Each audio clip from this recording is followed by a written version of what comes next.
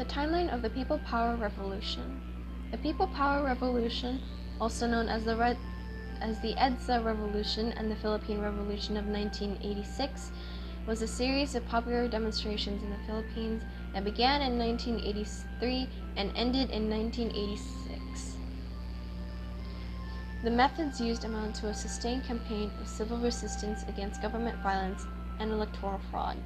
This case of nonviolent revolution led to an overthrow of President Ferdinand Marcos and the restoration of the country's democracy.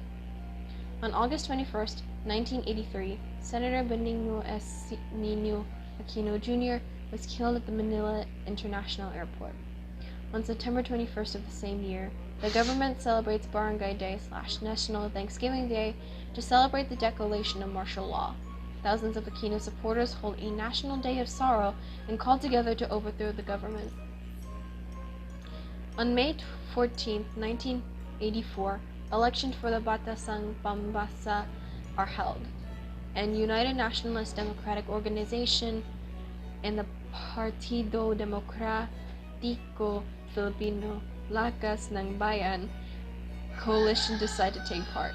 Aquino's Window Corazon throws her support behind the opposing candidates, who surprises Marcos by winning 56 seats of the 183 amidst the familiar accusations of fraud.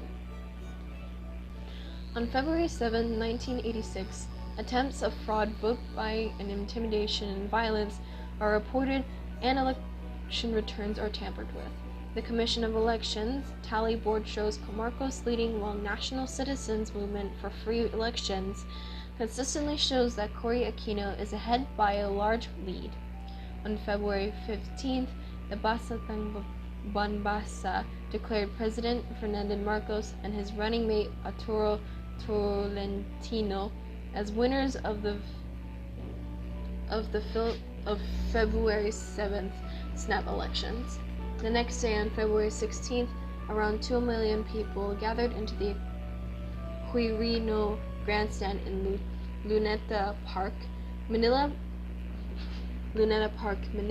to protest the proclamation of Marcos and Tolentino as winners of the elections. Opposition leader and Unido presidential candidate Corazon Aquino called for a nationwide civil disobedience and removal of all Marcos' friend-owned companies in protest of the proclamation.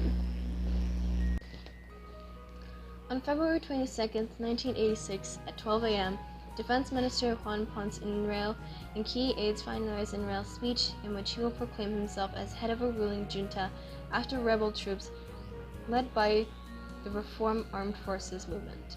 Assault on Malacanang assault is planned for February 23rd at 2 a.m.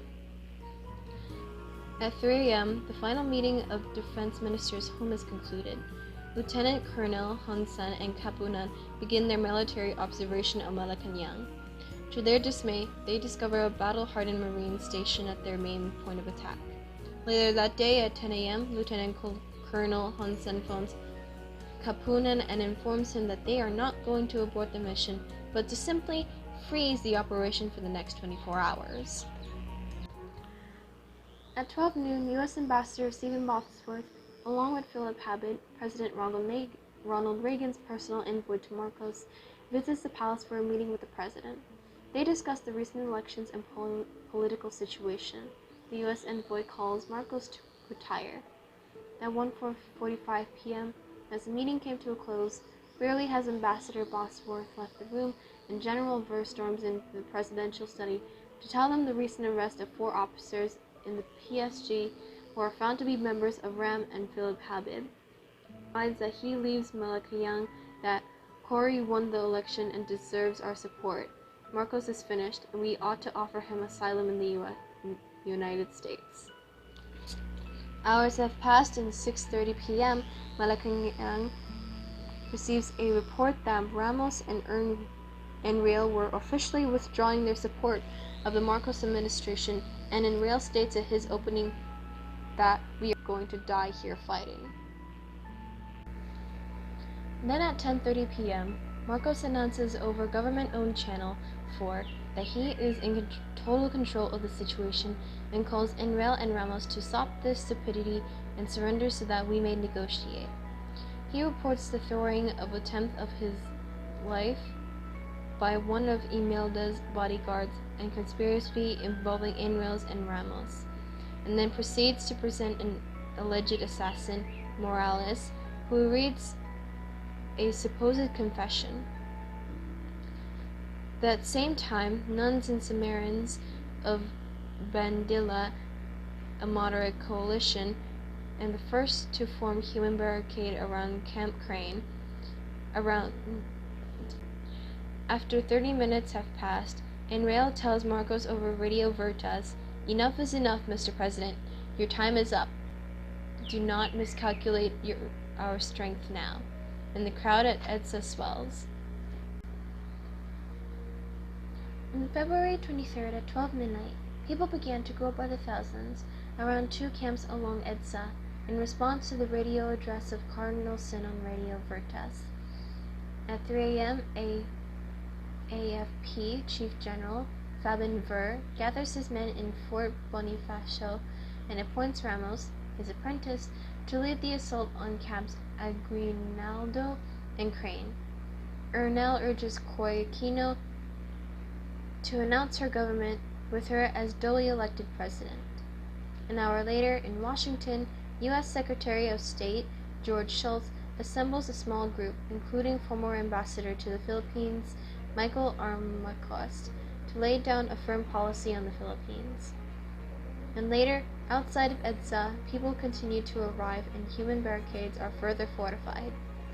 At 8 a.m., after waiting for 3 hours for permission to withdraw his troops from the palace, Tadier shouts at Ramos, "This is insane. I am still waiting for permission to move troops, yet you are ready to move out." Then Marcos orders Colonel Antonio Stoleto, commander of Air Force's 15th Strike Wing based in Sangley Point, to disable helicopters in Camp Crane. With no one volunteering to carry out the attack, Sotelo discusses with his men a plan to fight alongside the Enrail Ramos troops. After 2 hours pass, soldiers, the Philippine Army, and the Philippine Marine Corps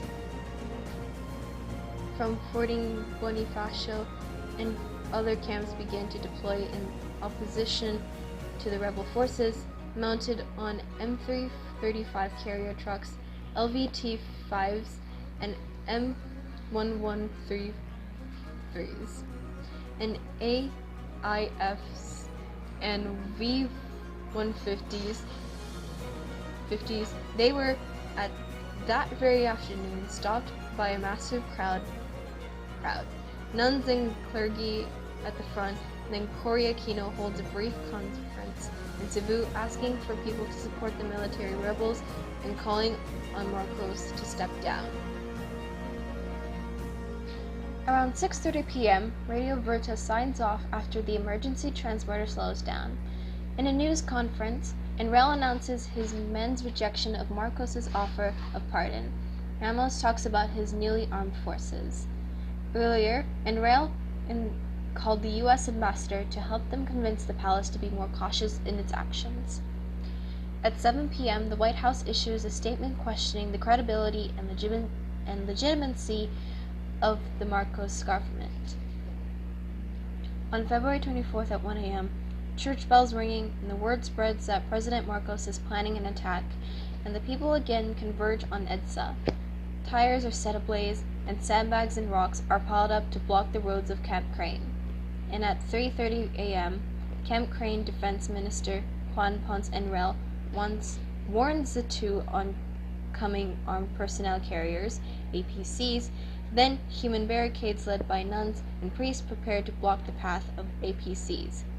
Then at 4 a.m. in Washington, U.S. President Ronald Reagan refused to personally tell Marcos to step down, but agrees to give him asylum, and the U.S. Secretary of State George Shultz calls Ambassador Stephen Bosworth in Manila, with instructions to tell Marcos his time is up.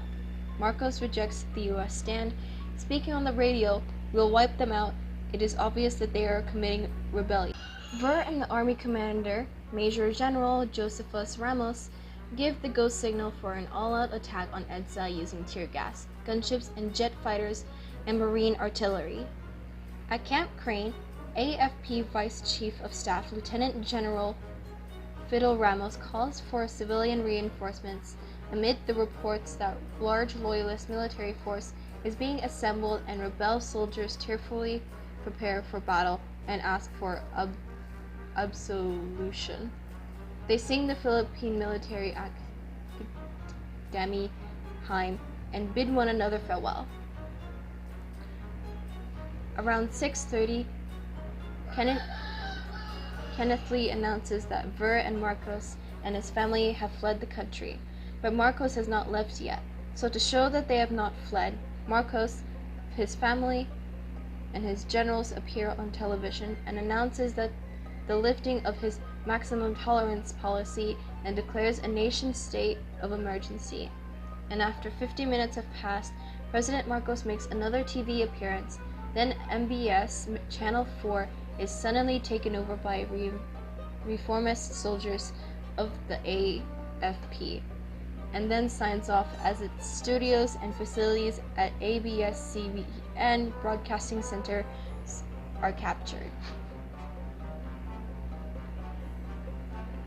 At 3 p.m. in the afternoon, more and more people are coming together on EDSA and surrounding areas. Singaporean Ambassador Peter Sung offers to fly the Marcoses to his country, but Marcos refuses.